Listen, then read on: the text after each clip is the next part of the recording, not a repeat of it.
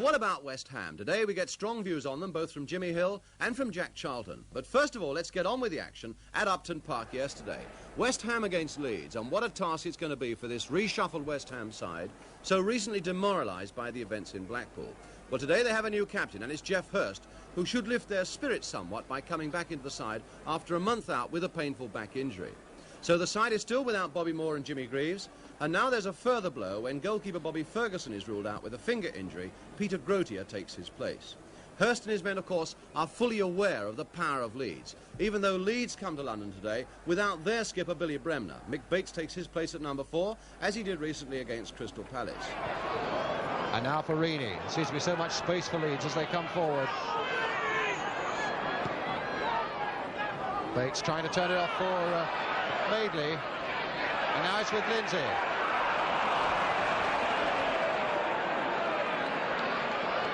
West Ham passing really is by no means up to standard. They really can't break Leeds United at the moment. Here's Giles again for Leeds, and Clark with a header, and Grotier must just have got a fingertip to it. And the crowd stupidly coming on. Those boys really ought to get off and should know better. Good header there by Clark, dipping his head low.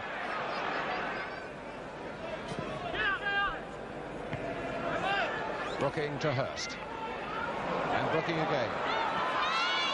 Giles in very quickly on Brooking. It's Hurst and play on, says the referee. Now Brooking, will he get a shot in? Oh, down goes Sprake to save well. And that really was a bit more like the old West Ham.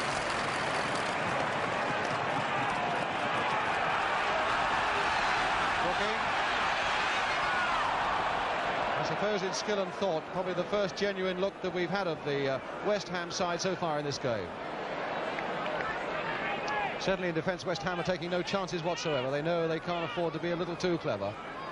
And safety first is, I suppose, the code of conduct out there. There's a good cross there from Hunter, and Jones going for it.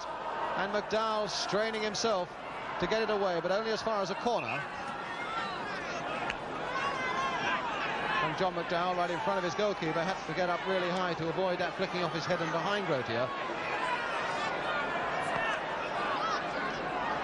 Lorimer, he'll play it wide again for Giles to drive it, and there it is from Johnny Giles.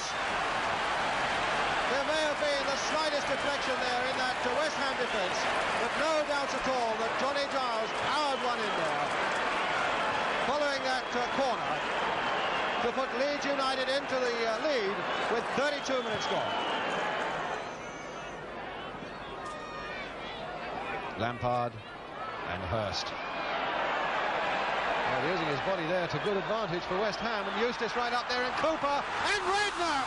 Oh, in on the blind side of Cooper without seeing it, and Jack Charlton is giving his defence a fair bit of stick there. I think he's saying to Sprake that you've got to call for it. And certainly Sprake was rooted to his line, and Cooper had no idea. There's Sprake's version of it. And there's a fair old ding-dong going between Sprake and Jack Charlton at this moment. Cooper completely unaware that Redknapp was coming in so fast on the blind side. That could so easily have been the equaliser for West Ham. Jones doing well, holding it until he could find somebody.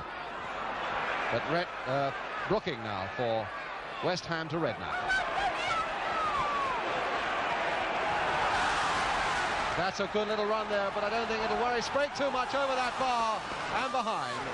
Oh, and he's given a corner, and Sprake is angry about it. Sprake is really furious, and so is Jack Charlton. They say it went straight across, and the referee says that Sprake put it over. And so the corner given to West Ham. The linesman already positioned for it. Here comes the corner, and Taylor going in, and Sprake holding it, and a foul given against West Ham in any case. But Jack Charlton's not going to let him get away with it as easily as that. Bonds. Now Jones coming back to tackle Billy Bonds, and Jones in fact flicking it wide there for Lorimer. Clark is off. got three West Ham defenders surging around him, but he finds now Peter Lorimer inside for Johnny Giles. And Hunter coming up fast to drive it. Oh, and what a goal! What a goal by Norman Hunter! What a fabulous goal by Hunter. His first goal of the season, and my goodness, they don't come better than that. Putting Leeds 2 into the lead. No wonder he's looking so pleased with himself. And Lindsay. Redknapp. Brooking again. And Redknapp once more. Across there for a header, and down goes Sprague from Eustace.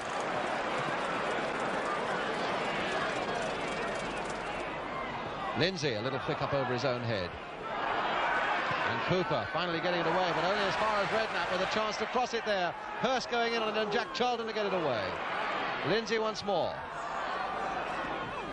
Good play there by Lindsay, and a fair-looking cross there. Hurst, Eustace there, a goal! No, not given, not given. He's disallowed it, he's disallowed it. And there's a boy on the pitch, and really he ought to get off. There really is no sense on youngsters running on, whether it was a goal or not. Eustace heading it past Sprague, but disallowed. Well, that disallowed goal may have given West Ham the feel of things a little bit, but there's still so much for them to do. There's Eustace going in again with a header, and this time it is a goal!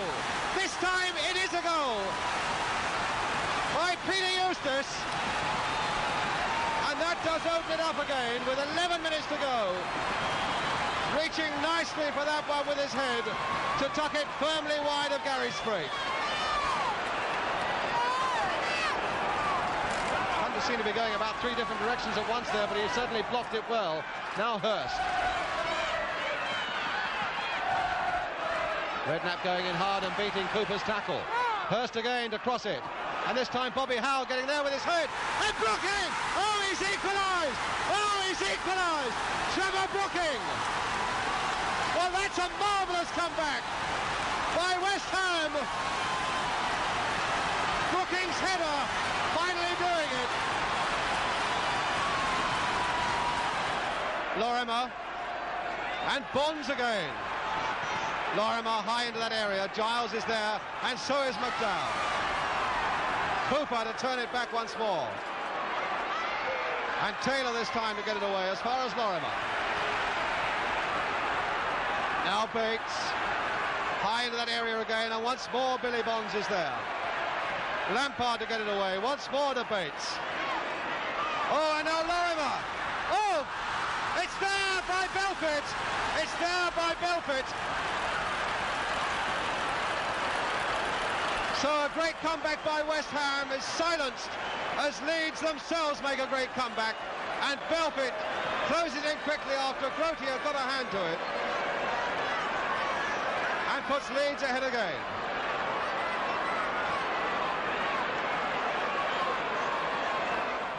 So in the end, then, a heartbreaking defeat for West Ham, although I suppose, to be brutally frank, you could say that their tremendous spirit never quite matched up to the superior skills of Leeds United. And somebody who was brutally frank about West Ham afterwards was Jack Charlton when I spoke to him. I asked him how worried Leeds had been by West Ham. Not at all.